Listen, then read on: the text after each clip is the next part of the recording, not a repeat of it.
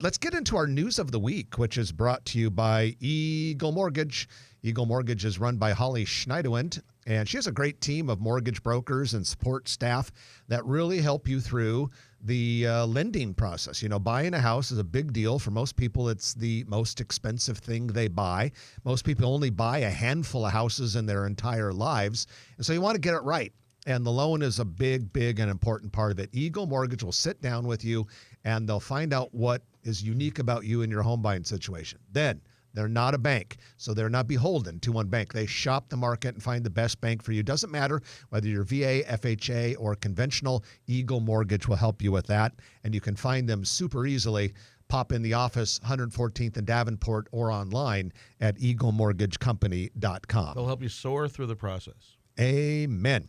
And with that, we've got our news for you, and we're going to start off today talking about the City Council approving $40 million in bonds to buy portions of the Crossroads site from Woodbury Corporation. Now, Woodbury is the Salt Lake City, Utah real estate developer, which has taken over the Crossroads project. They have a great track record of doing impressive mixed-use projects like Crossroads is envisioned to be. And of course, if you don't remember, this is going to be an $862 million project. I remember when it was less than $400 million. Well, you know, times Which change. was about 5 years ago. There's been an awful lot of inflation, and I think the scope of the project has gotten bigger now that Woodbury's on board. And in fairness and full disclosure, the city basically is using the tax increment financing dollars.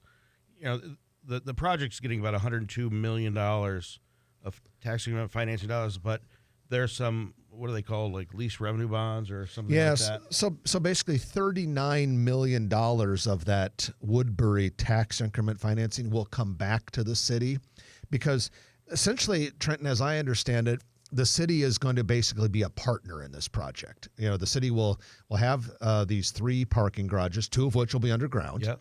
And they'll also own, if I understand correctly, some plaza public outdoor space. And then Woodbury's private stuff will be built, you know, around all this.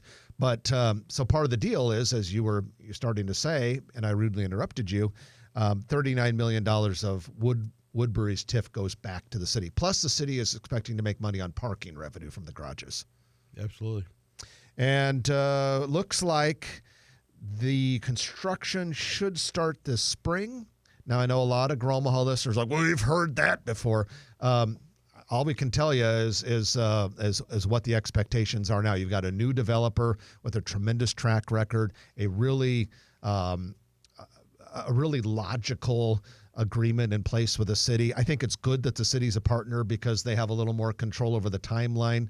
And I think it's good that Woodbury's involved because they have a great track record. And a lot of this will be opening around the same time with the library across the street. That'll be really cool. And I think once they start announcing what retailers and restaurants and entertainment things are going there, then it'll really get exciting. And yes, it's taken far too long, even in development timelines, but it's going to be done right. Well, and again, I always like to remind people you are talking about a project that is being called $862 million. My guess is before it is 100% fully built out, which might take 10 years or more, it's going. We all know it's going to be more than $1 billion. I mean, so this is going to end up as one of the largest developments in Omaha history when it's all said and done. Billion here, billion there. Before you know it, you're talking about real money. Real money. The U.S. Centers for Disease Control and Prevention has named the University of Nebraska Medical Center in Omaha as one of 10 regional centers for public health preparedness and response across the nation. This is a pretty good deal for Omaha. UNMC will administer public health issues for the states of Nebraska, Iowa, Kansas, and Missouri.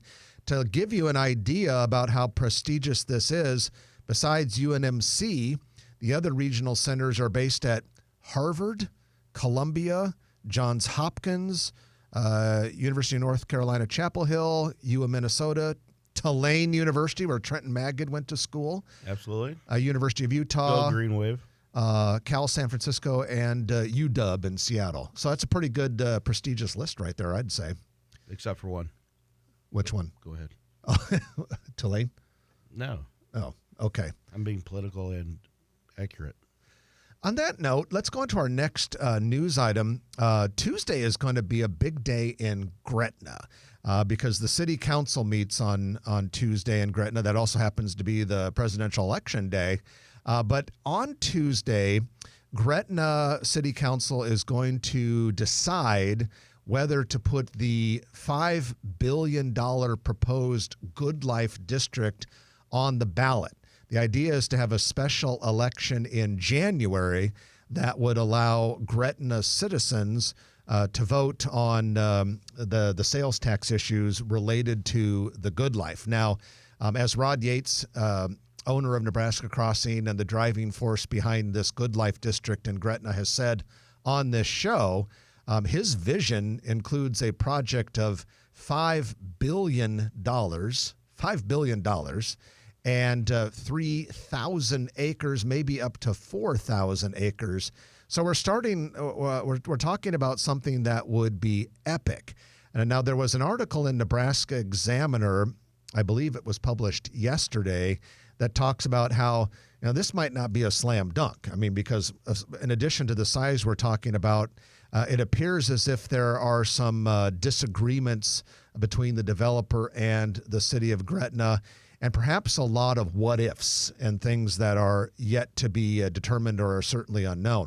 Trent, I think it's, if nothing else, for those of us who care about the growth and development, it's going to be fascinating to watch and see what comes out of Gretna next week.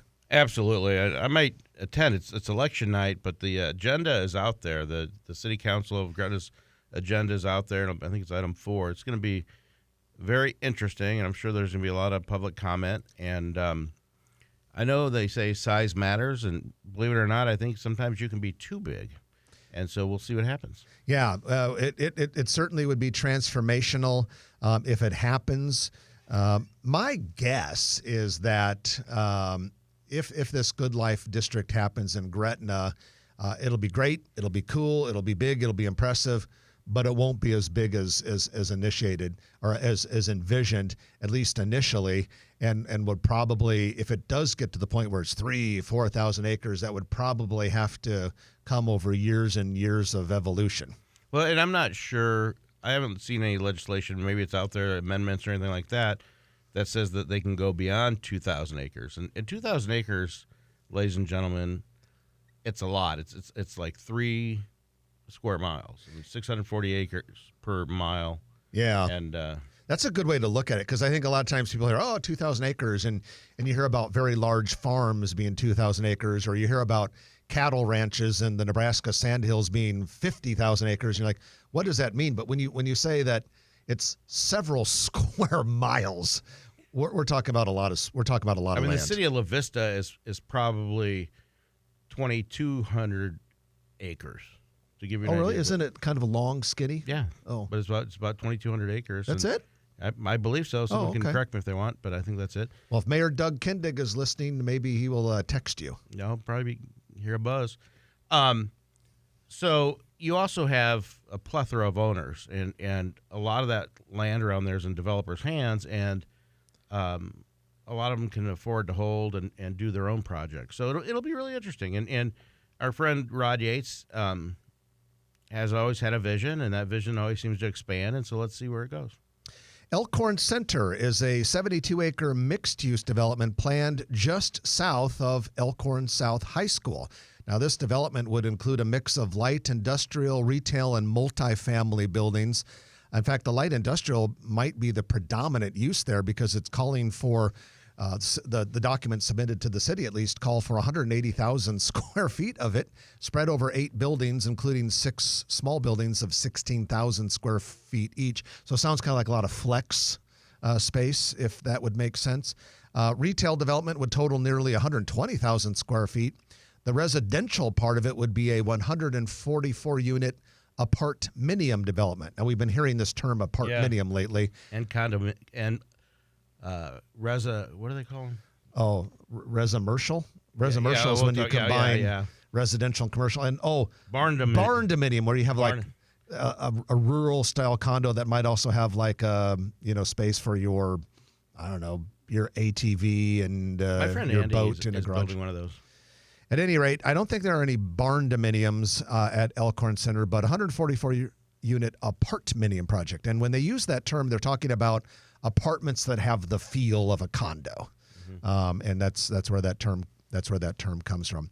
And then finally, the Omaha City Council approved an agreement with MECA, Metropolitan Entertainment and Convention Authority, to accommodate the building of the streetcar vehicle maintenance facility. We've talked about this on the show before, but now that we're going to have this major streetcar system, you have to have a bus barn, so to speak, for these streetcars. And this is going to be built on Lot A, the Mecca parking lot to the southeast of the arena. It's probably the least known parking lot of all the Mecca parking lots. It won't take the whole lot, just part of it, an area located next to an existing OPPD substation. And it's just going to be to the north and in the shadow of the Interstate 480 overpass. Site plans show 3 separate rail entrances into the building. It'll be 2 stories. It'll be cool. So lots of stuff happening in the riverfront area. That is immediately north of the project we talked about last week on the show, the 16-story beam apartment building, the 4-story children's museum, and a 600-stall parking garage. And with that, we conclude the news of the week, brought to you by Eagle Mortgage, eaglemortgagecompany.com. If you like this video, be sure to hit those like and subscribe buttons. And remember, Grow Omaha is not just media. This is a mission. We are trying to build up Omaha and make it an even better place. We can only do that with your help. Share this video with your friends, neighbors, and family.